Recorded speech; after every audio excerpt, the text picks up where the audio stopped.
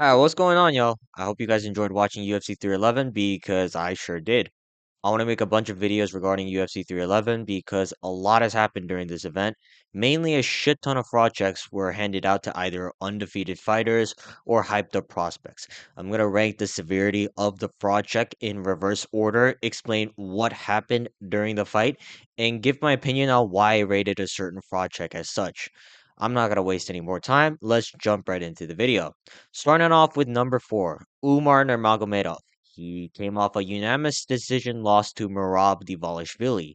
Now, a couple of y'all will refute that Umar even got fraud checked because he was fighting the best bantamweight on the planet.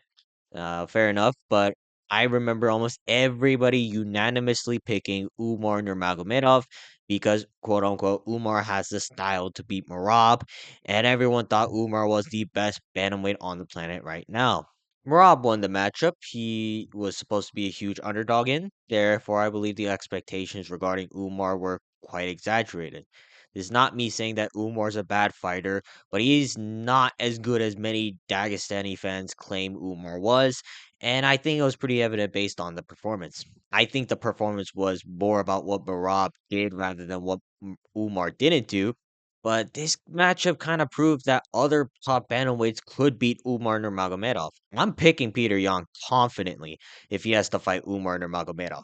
Yan may not have EPO coursing through his veins like the Georgian Goblin, but he is a late round monster.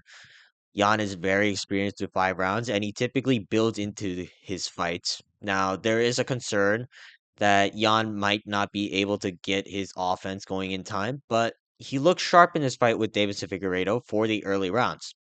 I'm not saying Umar isn't elite, but a lot of Dagestani fans overhyped this guy, and I think reality is setting in for most of them because Umar Nurmagomedov just lost, and the coping on Twitter is not working. When Umar is fighting someone who can stuff the takedowns, unlike Marab who just spams random buttons on the controller, Umar's combos are very basic. I see his speed is what makes up for the lack of diversity in his striking against Sandhagen, but someone who's able to keep up with the speed like a Marab showed that he does not have a lot of tools when it comes to striking, and he does wear down after the second round if you press up against him. I think Umar is very good, but for Dagestani fans to claim that he is the second best bantamweight on the planet right now is kind of a far stretch. I have a couple of bantamweights off the top of my head, like Peter Yan. I think he'll do very well against Umar Nurmagomedov, and I know it's controversial to say at the moment, but Sean O'Malley could, because I think Sean O'Malley is not gonna have to deal with like 50 fucking takedowns in the over the course of 25 minutes.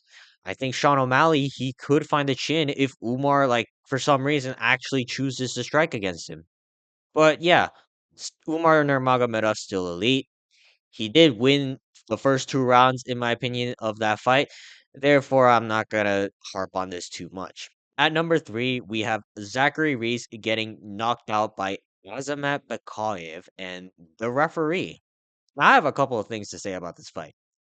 First off, Azamat Bakoyev should be tested for steroids as soon as possible. He's coming in as a short notice replacement from regional MMA where they do not test fighters for steroids. The guy has cap delts. He's unnaturally fit and fights with roid rage in his system because he blatantly targeted the back of a Zachary Reese's head like 4 times in this fight.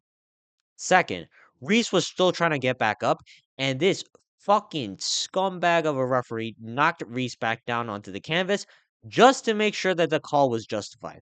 The Athletic State Commission should look into this, and they should work to getting rid of this fucking cunt out of his position as a combat sports referee.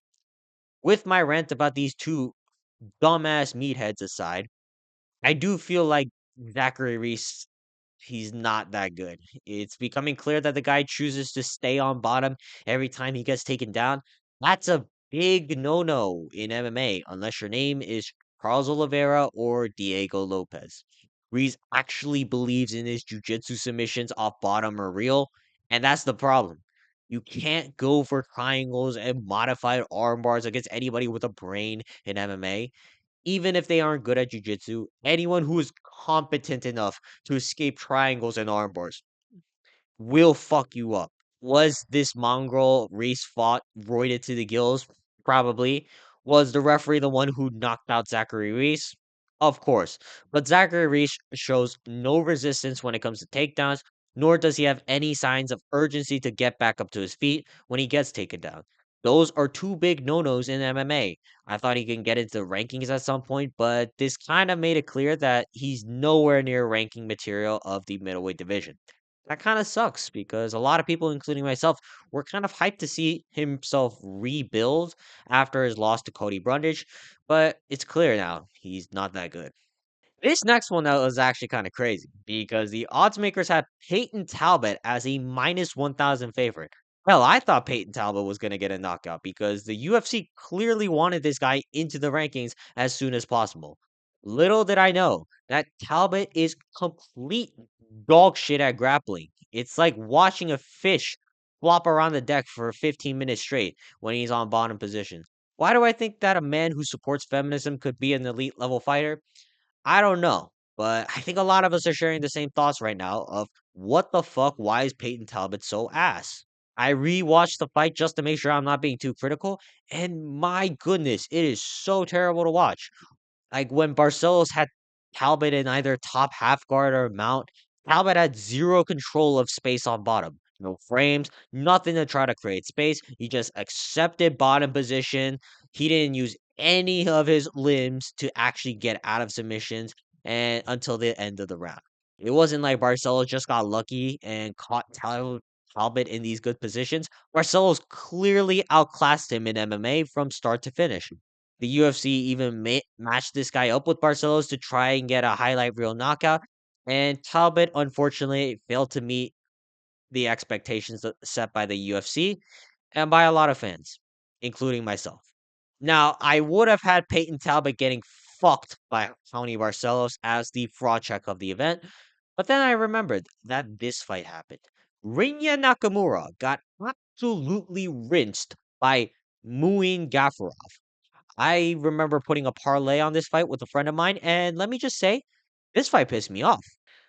If you told me Rinya Nakamura, the world class wrestler who was supposed to wrestle for the Japanese national team during the Tokyo Olympics, that he would not shoot a single fucking takedown against Muin Gafurov, I would have called you retarded.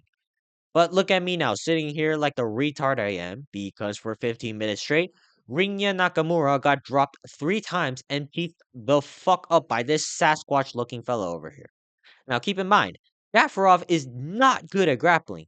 The man got his neck chopped by Said Nurmagomedov in the first round via guillotine, and before that he got schooled by John Castaneda.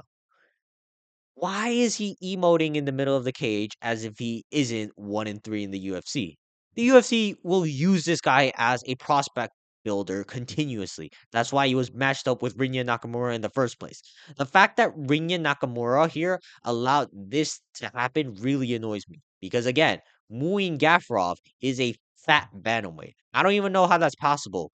How are you in the 135-pound weight class, yet you look like a fucking Teletubby? Maybe he tried to make this more entertaining for the fans, but if he did, that just proves how retarded he is. Because again, you can make wrestling entertaining, just fucking take him down. He just has to go in there wild as a bat, just shooting takedowns nonstop, like Murad Maxing. But I did not expect a world class wrestler to shoot zero fucking takedowns for 15 minutes straight. And that's what really pisses me and a lot of fans off at this point. All right, that's going to be it for this video. Make sure to like and subscribe, and I will see you guys next time. Peace.